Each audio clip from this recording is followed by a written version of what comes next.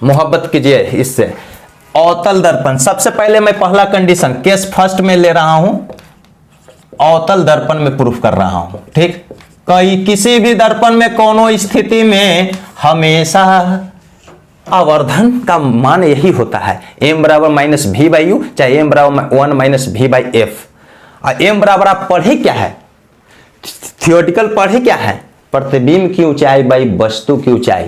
हम m बराबर पढ़े क्या है, h2 बाई h1। इसी की सहायता से हम यहां पहुंचेंगे जिससे न्यूमेरिकल बनाया जाता है। दोस्तों ध्यान दीजिए, बने रहिए, फ्री में है, लाइक शेयर कमेंट जरूर कीजिए। और आइए एक अवतल दर्पण पहले लेंगे, जो चीज मैं लिख रहा हूं पहले आपको दिखा रहा हूं। एक अवतल दर्पण मैं ले लिया, अवतल दर्पण बाहर से उभरा हुआ भाग रंग देते हैं और चेहरा बकलोल चेहरा अंदर से देखते हैं। चलिए कोई बात नहीं, m बाई एम डैश।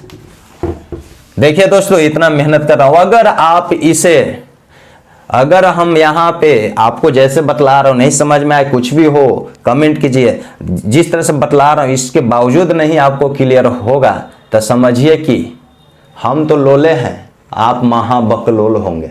चलिए आगे, ये अवतल दर्पण लिए, इसी को मैं लिखूंगा mm डैश अवतल दर्पण लिए। इसमें आपको मालूम है कि ज्यामितीय केंद्र जो होती है गोला का, ये ज्यामितीय केंद्र ऐसे तो C बीच में होना चाहिए, लेकिन यहां पे ज्यामितीय केंद्र इसको बोलते हैं P, पोल, वहां से एक अक्ष जाती है। ठीक, इसको मान लीजिए कुछ भी, खैर वो बना जाएगा। जैसे अब ध्यान दीजिए, कोई किरण अगर आती है तब कैसे आएगी, सबसे पहले ये आएगी नहीं, सबसे पहले हम मान लेते हैं ई अक्ष पर OP अक्ष ले लिया। ठीक, एक वस्तु रखेंगे, दर्पण के सामने वस्तु रख दिए, वस्तु की ऊंचाई होगी रख दी है, वो वस्तु की ऊंचाई को हम मान लिए क्या, ऑब्जेक्ट मतलब O से मान लिए, O ऑब्जेक्ट, OA वस्तु है। जब OA वस्तु हम रख दिए, जब OA वस्तु हम रखें तो ठीक, आईना में देखें, दर्पण के सामने रखें तो प्रतिबिंब बनेगा ना। ये रखे हैं कहाँ, तुम C और केंद्र और अनंत के बीच रखे हैं, मान लेते हैं यहीं पे डायरेक्ट F ही मान लेते हैं। ये आएगा F कैसे, जब यहां से समानांतर एगो रे ले जाएंगे जो AB किरण जा रही है, AB किरण, तो वह हमें समानांतर जो रहती है वो F से गुजरती है, आपको पहले बतला दिया गया है, F से चला गया।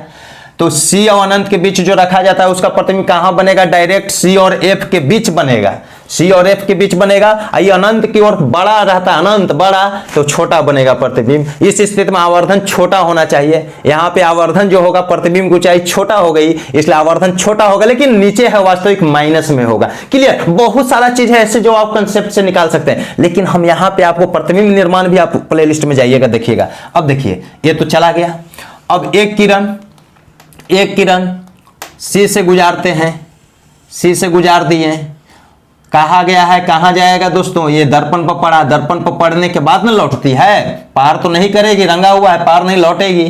तो ये लौटेगी कैसे, C से जो गुजारे हैं तो लौटेगी कैसे, मुख अक्ष के समानांतर। ये देखिए ऐसे गड़बड़ा जाएगा। C से जब हम C केंद्र हो जाता है, ऐसे गोला केंद्र से ये जो स्पर्श रेखा जाती है 90 का कोण, 90 पर, यानी सीधा गिरेगा तो सीधा ही भागेगा, जिस रास्ते से आएगा उसी रास्ते से जाएगा। ये अभिलंब है, तो अभिलंब आपको प्रतिबिंब बतलाए थे, अभिलंब ऐसे आया तो ऐसे गया, ऐसे आया तो ऐसे गया, अब वैसे ही आ जाएगा तो वैसे ही लौट जाएगा, क्योंकि जीरो का एंगल से आया, ये जीरो के एंगल से आया तो जीरो के एंगल से ही लौट जाएगा। कहने का मतलब ऐसे तो ऐसे अभिलंब है, आपतन कोण परावर्तन कोण यहाँ दोनों जीरो है, यानी जिस पथ से आया उसी पथ पे लौट गया। इस प्रकार जहां कटता है वहां पे आई का निर्माण हो जाता है, इमेज आई से यहां हम ऐसे मिलाएंगे, लंब यहां मान लेते हैं, तो क्या नाम दीजिएगा, ए भी नाम दे दीजिए, आई क्यू दे देते हैं।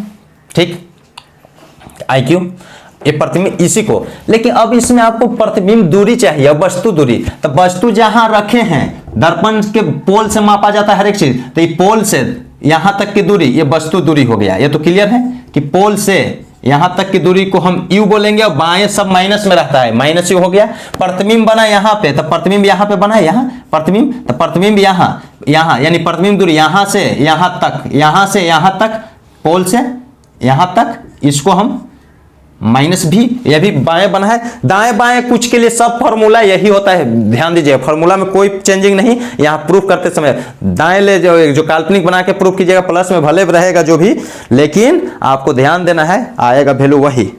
अब ध्यान दीजिए दोस्तों, तो ये माइनस भी हो गया, आपको एफ यहां से यहां तक मालूम है, ये एफ माइनस एफ ही निगेटिव, क्योंकि बाएं है, पी से एफ तक की दूरी को एफ मानते हैं, सब यही सब लिखना है। लेकिन दोस्तों वस्तु की दूरी ओ से ओपी चाहिए, तो त्रिभुज में जाएंगे, भुजा को अनुपातिक करेंगे, तो यह पी से एक त्रिभुज बनाना पड़ेगा, लगता है पी से बनाना पड़ेगा, तो पी से हम ऐसे खींच दिए, तो ये भी किरण आया, यहां से एक किरण और गया, बहुत सारे किरण जाएगा ना, तो एक किरण और गया, तो जितना का ये एंगल बनाया, जितना का ये एंगल बनाएगा उतने ही के एंगल से क्या होगा, लौट जाएगा ना, उतने ही के एंगल से लौट जाएगा दोस्तों, एंगल बनाया उतने ही के एंगल से लौट गया, ये दोनों बराबर है। अब देखिए यहां से यहां तक के भी क्यू पॉइंट है प्रतिबिंब की आधार, आई वस्तु का आधार, यहां से यहां ये नापेंगे, ठीक, ये क्लियर हो गया। इसी चीज को मैं लिखूंगा दोस्तों, समझे कि तब सिद्ध करना है। देखिए कैसे लिखते हैं, देखिए दोस्तों इसी चीज को लिखे, कैसे प्रतिबिंब बनता है ये सब आपको मालूम है, इसी चीज को मैं लिखा, और ध्यान दीजिए क्या लिखा, माना कि एम डैश एक अवतल दर्पण, अवतल दर्पण में प्रूफ कर रहे हैं, उत्तल में भी प्रूफ कर सकते हैं, कोई दिक्कत नहीं, बतलाया जाएगा, सब बने रहिए, जिसका मुख्य अक्ष ओपी है, पी ध्रुव है, मुख्य फोकस एफ है, सी वक्रता केंद्र है। अब क्या कहा गया, प्रतिबिंब वस्तु, ये सब दूरी, तो प्रतिबिंब वस्तु, तो लिख दिए कि मुख्य अक्ष पर ओए वस्तु, मुख्य अक्ष पर ओए रखी वस्तु का प्रतिबिंब दर्पण के सामने, क्योंकि दर्पण के सामने अब जोड़ सकते हैं, इसमें बहुत सारा चीज जोड़ सकते हैं, दर्पण के सामने ही आईएफ प्रतिबिंब बन रहा है, आईएफ बन रहा है, नहीं आईएफ नहीं, आईक्यू प्रतिबिंब बन रहा है, आईक्यू प्रतिबिंब बन रहा है, आईक्यू जो सी और एफ के बीच बनता है, और वो भी कैसा बनता है, वास्तविक को उल्टा नीचे चला गया और छोटा बनता है, तो आवर्धन यहाँ एक से छोटी होगी लेकिन माइनस में होगी, वास्तविक है तो माइनस आवर्धन, काल्पनिक है तो प्लस। प्रतिबिंब की ऊंचाई ज्यादा रहेगा तो एक से बड़ा, प्रतिबिंब की ऊंचाई छोटा रहेगा तो एक से छोटा, बराबर रहेगा तो कट जाएगा एक। बस इसी से आप कंपेयर कर सकते हैं, ध्यान से पढ़ोगे दोस्तों, मेरा बिलीव आई होप कि आप सब समझेंगे, इससे रिलेटेड हर एक प्रश्न का जवाब दीजिएगा, और मोहब्बत इससे कीजिएगा, किसी लड़कियों से नहीं, किसी लड़कों से नहीं, केवल लड़कियों से ही नहीं, लड़कों भी लेंगे, ऐसा न सोचना बकलोलवा कि लड़कियां केवल गलत होती है। चलिए ध्यान दीजिए, गलत कोई नहीं है, गलत तो नजरिया होती है। चलिए आइए इधर देखिए दोस्तों, तो समझिए दोस्तों, सभी के लिए मैं यही कहूंगा, किताबों से दिल लगाइए। आइए तो अब देखिए, तो यहाँ पे लिख दे सी और एफ के बीच, इस प्रकार हम कह सकते हैं कि वस्तु यहाँ रखें, दूरी कभी भी मापी जाती है, दूरी दर्पण में लेंस में ध्रुव से मापी जाती है, ध्रुव पी है तो पी से पीओ, ओपी को माइनस यू, बाएं है इसलिए माइनस, पी को मूल बिंदु माना जाता है, मूल बिंदु में आपको ये तो क्वाड्रेंट मालूम होगा, ये मूल बिंदु है, तो दाएं प्लस, ऊपर प्लस, नीचे माइनस, बाएं माइनस, तो इस प्रकार प्रतिबिंब भी बाएं बन रहा है, तो आईपी, आईपी कैसे लिख दिया यार, आईक्यू प्रतिबिंब, आईक्यू बन रहा है तो क्यू से यानी पी क्यू, तो पी क्यू हो जाएगा प्रतिबिंब दूरी पी क्यू, ठीक। इस प्रकार फोकस दूरी पी एफ, एफ से फोकस दूरी पी एफ, इसकी जरूरत नहीं है, इसकी हाँ एफ वाला की जरूरत है, चलिए तो फोकस दूरी पी एफ माइनस एफ, हाँ वस्तु ऊंचाई, वस्तु की ऊंचाई क्या है, ओ ए है, जिसको हम H1 मानेंगे, ठीक। प्रतिबिंब ऊंचाई, इस प्रकार प्रतिबिंब की ऊंचाई क्या प्राप्त हुआ दोस्तों, प्रतिबिंब की ऊंचाई क्या प्राप्त हुआ, आई क्यू है, प्रतिबिंब की ऊंचाई आई क्यू प्रतिबिंब की ऊंचाई है, और ये वस्तु की ऊंचाई है, तो वस्तु तो हमेशा सीधा रहता है, एकदम सीधा है, यही होता है सीधा, लड़का हो या लड़की, ये लड़का अगर सीधा है तो बकलोलिया लड़कियां गड़बड़ा देता है, डिस्टर्ब कर देता है लाइफ को, और लड़कियां सीधा है तो लड़का वो बकलोलवा डिस्टर्ब कर देता है, लेकिन वैसे नहीं। यहाँ पे आइए, प्रतिबिंब ऊंचाई आई क्यू, जिसको हम H2 लिखेंगे, क्योंकि बाद में प्रतिबिंब वस्तु पहले रखते हैं तो H1, बाद में तो H2, HO भी लिखते हैं, वो मतलब बस ऑब्जेक्ट, और HI मतलब इमेज, लेकिन A माइनस हो जाएगा, क्योंकि वस्तु तो ऊपर ही था, उसको तो माइनस प्लस की जरूरत नहीं है, प्लस ही माना जाता है, और ऊपर है मुख्य अक्ष को ऊपर, तो ये इसके ऊपर वाला प्लस और नीचे जाएगा तो ये -H2 प्रतिबिंब ऊंचाई -H2। आवर्धन को हम किससे सूचित करते हैं? m से, ये तो मालूम है। अब आपको दोस्तों चलिए अब प्रमाण में जो हम चलेंगे वो ध्यान से देखने वाली बात ये है दोस्तों कि प्रमाण में यहाँ पे हमको वस्तु दूरी प्रतिबिंब दूरी लेना है। वस्तु दूरी O से P जा रहा है, कोई त्रिभुज बन रहा है OP और इसका हाइट हमको यही चीज देखना है, वस्तुआ वाला वो हाइट, तो OA से लेकर यहां तक जाना चाहिए। ऐसे तो त्रिभुज यहां बहुत सारा नजर आएगा, AOP एवं त्रिभुज। प्रतिबिंब वाला में चलिए, प्रतिबिंब की ऊंचाई IQ, तो IQ से हमको P दूरी को चाहिए। ये नहीं कि इधर उधर मत देखेंगे, ध्यान नहीं देंगे, IQ पहले पकड़ लिए, I और Q तल और छत और रूफ क्या बोलते हैं फर्श और तल को पकड़ लिए और इससे हमको दूरी मापा जाता है P से, तो PQF त्रिभुज PQI।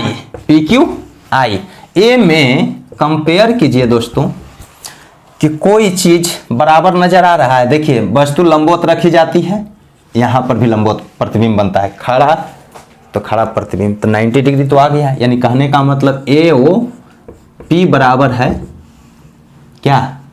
IQ P तरफ भागेंगे, P तरफ ही भागेंगे, इधर IQF लिख दे सकते हैं, लेकिन ये हमको यहां तक जाना है। चलिए लिख दिया IQP, एक कौन बराबर हो गया। दूसरा कौन बराबर होगा दोस्तों?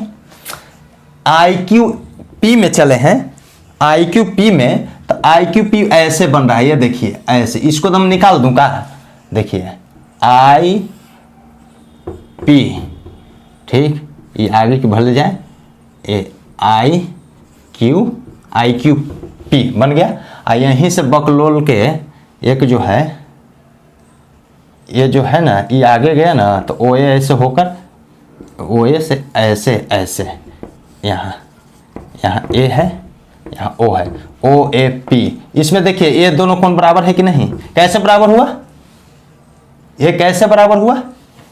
तो ये त्रिभुज के लिए ये कौन, ये त्रिभुज बड़ा, ये जो त्रिभुज बन रहा है, ध्यान दीजिए, ये जो बड़ा त्रिभुज जो बन रहा है, ये जो छोटा त्रिभुज, ये दोनों, इसके लिए ये त्रिभुज, ये कौन कैसे बराबर हुआ? आपतित किरण, आपतन कोण, परावर्तन कोण बराबर, ठीक, आपतन कोण परावर्तन कोण बराबर।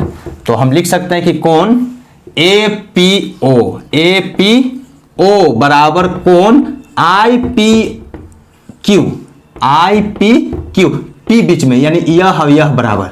जब दो कोण बराबर है इसलिए ए एंगल समरूपता से हम कह सकते हैं ऊपर में। तीसरा अपने आप बराबर हो जाएगा, यह 90-90 बराबर, ये दोनों आपस में बराबर, तो तीसरा जो यहां वाला है यहां के बराबर हो जाएगा, ये जो है ना ये इसके बराबर हो जाएगा, यहां यहीं तक होगा, ये ऊपर मत जाना, यहीं तक, यहां से ऐसे लाइन चल गया है, ठीक। तो तीसरा किस लिखने की जरूरत नहीं, दो कोण बराबर, तीसरा तो अपने आप बराबर होता है। इस प्रकार कोण समरूपता से ये दोनों त्रिभुज क्या होंगे? समरूप होंगे, AOP समरूप हो जाएंगे त्रिभुज PQI। अब यहां पे जब समरूप है तो उसकी भुजाएं अनुपात में बराबर होती है, तो सब तीन को भुजा तीनों के लेने की जरूरत नहीं है। हमको चाहिए क्या? आवर्धन बराबर होता है प्रतिबिंब की ऊंचाई, चाहिए वस्तु की ऊंचाई, तो वस्तु की ऊंचाई पहले लिए इस त्रिभुज में, AOP में हम वस्तु की ऊंचाई ले लिए AO बटा, तो इसमें से प्रतिबिंब की ऊंचाई ले लेंगे IP नहीं IQ बराबर, अलग अलग पहले इसका भी लिख सकते हैं, चाहे इधर उधर तिरछा तुरछी करके, मैंने लिखने का तरीका बतला रहे, सिंपल हो जाएगा। देखिए जब AO आप लिए, AO जैसी आप लिए, ये P के सामने वाला लिए ना, तो उसके नीचे हम क्या ले लिया? IQ, तो IQ भी जो लिए ये P के सामने वाला P और P के बराबर था कि नहीं? P बराबर था ना, तो P के सामने वाला दोनों का है कि नहीं? इसमें अलग है, यहीं से ऐसे बटा है, लेकिन है ना, ध्यान दीजिए P है ना, ठीक। अब हमको वस्तु की दूरी चाहिए, तो वस्तु की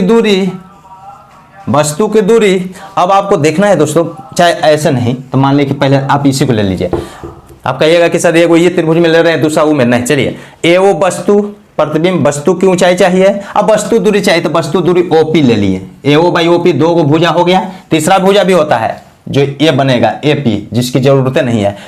अब देखिए AO के सामने, AOP वाला के सामने वाला लिया है AO, वस्तु की ऊंचाई है, तब इस P के सामने प्रतिबिंब की ऊंचाई IQ लेंगे, अब बटा वस्तु की दूरी लिए हैं जो ए कोण के सामने का है, ये पूरा जो ऐसे दूरी जो लिए हैं ए कोण के सामने का है, तो यह कोण यहां बराबर थी इसके सामने का ही प्रतिबिंब दूरी। बोलने से भी पता चल रहा है कि वस्तु दूरी तो उसके संगत में प्रतिबिंब दूरी, तब प्रतिबिंब दूरी आई क्यू से पी यानी क्यू पी, प्रतिबिंब दूरी पी क्यू बोलिए चाहे क्यू पी लिख दिए। अब आइए अब थोड़ा सा हम यहां साफ कर लेता हूं दोस्तों, काहे कि डिजिटल बोर्ड तो आप दिलवा नहीं रहे हैं ना, लाइक सब्सक्राइब शेयर कर ही नहीं रहे हैं, तो स्लाइड करके दिखावे हमारा तो आता नहीं, उतना तो बुझाता नहीं है, पढ़ाना ही केवल जानता हूं। वो तो एडिट फिडिट थोड़ा सा इधर काट लेफ्ट काट राइट काट और सीधे दम आंख मार वाला हिसाब से आपको वीडियो प्रोवाइड करा देता हूं। चलिए आइए इधर देखिए, ए यहां पे आ गए, चूंकि हम जानते हैं क्या जानते हैं दोस्तों कि आवर्धन जो होता है ना, आवर्धन वह प्रतिबिंब की ऊंचाई बटे वस्तु की ऊंचाई होता है, प्रतिबिंब की ऊंचाई बटा वस्तु ऊंचाई, वस्तु ऊंचाई डायरेक्ट लिख रहा हूं। ये प्लस माइनस में नहीं होता है, वो डिसाइड होता है प्रतिबिंब बनता है तबे कि डायरेक्ट माइनस में होगा कि प्लस में। ये एम लिख दिए, तो एम बराबर हम क्या लिख सकते हैं, H2/H1 लिख सकते हैं। अब प्रतिबिंब की ऊंचाई क्या है जी, प्रतिबिंब की ऊंचाई यहां पे क्या है, आई क्यू है, अब वस्तु की ऊंचाई क्या है, ओ ए है, लिख सकते ना है। लेकिन दोस्तों यहां जब हम प्रूफ कर रहे हैं, अब देखिए अब यहां पे हमको जो प्रूफ करना है, इस समीकरण को फर्स्ट मान लेते हैं, एम बराबर ये जो आया ना, ये प्रतिबिंब की ऊंचाई आई क्यू जो है किधर है, माइनस में है, तो माइनस लिख दिया, ठीक।